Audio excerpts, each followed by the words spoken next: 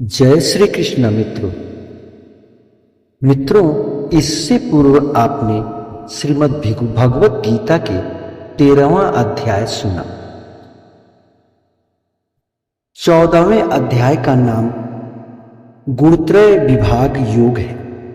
यह विषय समस्त वैदिक, दार्शनिक और पौराणिक तत्वचिंतन का निचोड़ है।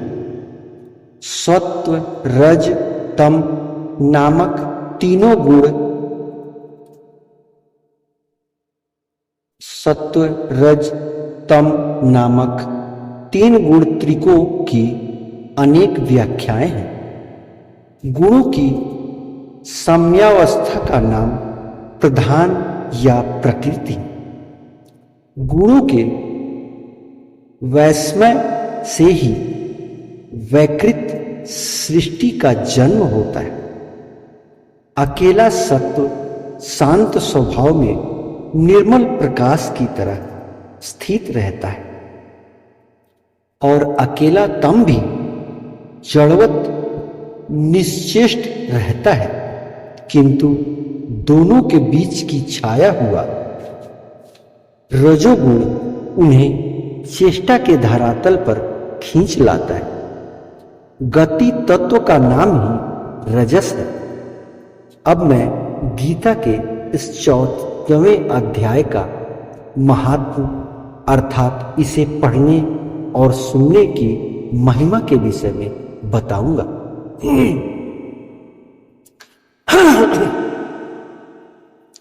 महादेव जी कहते हैं, हे प्रिय, अब मैं संसार बंधन से छुटकारा पाने के लिए 14वें अध्याय का महात्म्य बतलाता हूं।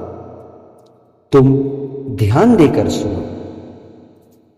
सिंगल द्वीप में विक्रम बैताल नामक एक राजा थे, जो सिंह के समान पराक्रमी और कलाओं के भंडार थे।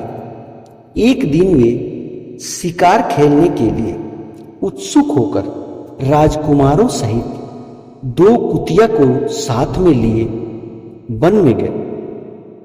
वहां पहुंचने पर उन्होंने तीव्र गति से भागते हुए खरगोश के पीछे अपनी कुतियां छोड़ दी। उस समय सब प्राणियों के सामने भागता हुआ खरगोश इस प्रकार आंखों से ओझल हो गया मानो कहीं उड़ गया हो। दौड़ते दौड़ते बहुत थक जाने के कारण वह एक कीचड़ युक्त गड्ढे में गिर गया था। गड्ढे में गिरने से वह खरगोश कुतियों की पकड़ में नहीं आ पाया और ऐसे स्थान पर जा पहुंचा जहां का वातावरण बहुत ही शांत था।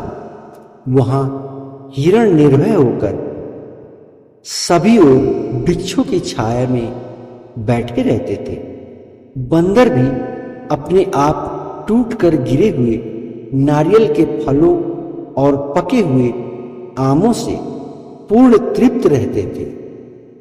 वहां सिंह हाथी के बच्चों के साथ खेलते और सांप निडर होकर मोर के पंखों में घुस जाते थे। राजा जहां शिकार खेलने गया था, उस स्थान पर एक आश्रम के भीतर वत्स नामक मुनि रहते थे, जो जितेंद्रिय और शांत भाव के निरंतर गीता के 14वें अध्याय का पाठ किया करते थे। आश्रम के पास ही वत्स मुनि के किसी शिष्य ने अपने पैर धोए थे। वह भी नित्य गीता के 14वें अध्याय का पाठ किया करते थे।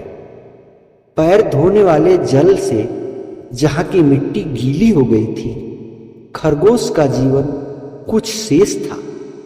वह थक कर उसी कीचड़ में गिर गया था।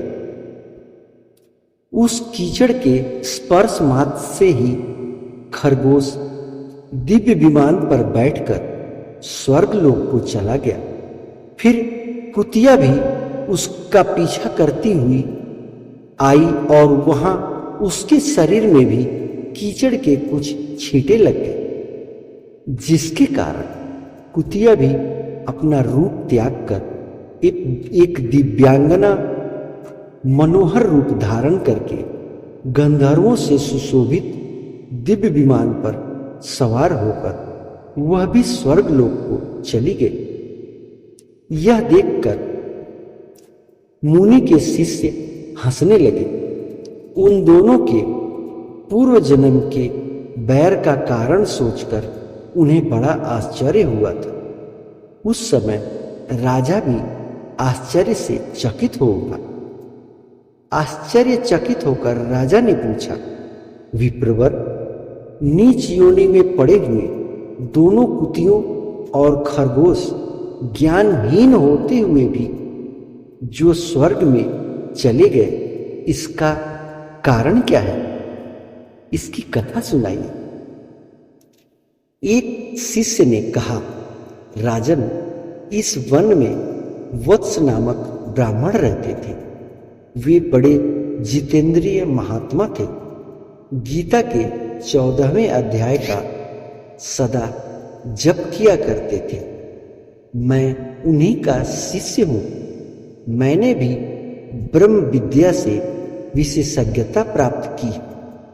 गुरुजी की ही भांति मैं भी 14वें अध्याय का प्रतिदिन जप करता हूं। मेरे पैर धोने के जल से स्पर्श होने के कारण खरगोश को कुतियों के साथ स्वर्ग लोक की प्राप्ति हुई है। अब मैं अपने हंसने का कारण बताता हूं। महाराष्ट्र में प्रत्युदक नामक एक महान नगर है। वहां केशव नामक एक ब्राह्मण रहता था, जो कि मनुष्यों में कपटी स्वभाव का था। उसकी पत्नी का नाम विलोभना था। विलोभना स्वच्छंद विहार करने वाली स्त्री थी। एक दिन क्रोध में आकर जन्म भर की दुश्मनी को याद करके ब्राह्मण ने अपनी पत्नी का वध कर डाला और उसी पाप से उसको खरगोश की योनि में जन्म मिला। ब्राह्मणी भी अपने पाप के कारण कुतिया योनि को प्राप्त हुई। हे राजन, 14वें अध्याय के पाठ करने के कारण ही ऐसा संभव हो सका। इसमें कोई आश्चर्य की बात नहीं है। महादेव जी कहते हैं, यह सारी कथा सुनकर श्रद्धालु राजा ने भी गीता के 14वें अध्याय का पाठ आरंभ कर दिया, जिससे उसे भी परम गति को प्राप्ति हुई। मित्रों, भगवत गीता का ये 14वां अध्याय का महात्म सभी पापों से मुक्ति दिलाता है। इसे नित्य जप करने से आपके जन्मों जन्मों के पाप नष्ट हो जाते हैं और मनोवांछित फल की प्राप्ति होती है। मित्रों, उम्मीद करता हूं कि आपको भगवत गीता के ये 14वां अध्याय बहुत पसंद आया होगा। चैनल पे नए हैं तो सब्सक्राइब जरूर कर दीजिए और बेल वाले आइकन को प्रेस कर दीजिए, जिससे मेरी आने वाली वीडियो आपको पहले मिलती रहे। और लाइक करके कमेंट में जरूर बताएं कि आपको ये वीडियो कैसी लगी। मेरा भी मार्गदर्शन करें, जिससे मुझे भी आपको अच्छे अच्छे वीडियो लाने का हौसला मिले, उत्साह मिले। तब तक अपना ध्यान रखें। मिलते हैं भगवत गीता के अगले अध्याय में एक अलग महात्म्य के साथ। तब तक अपना ध्यान रखें। जय श्री कृष्ण।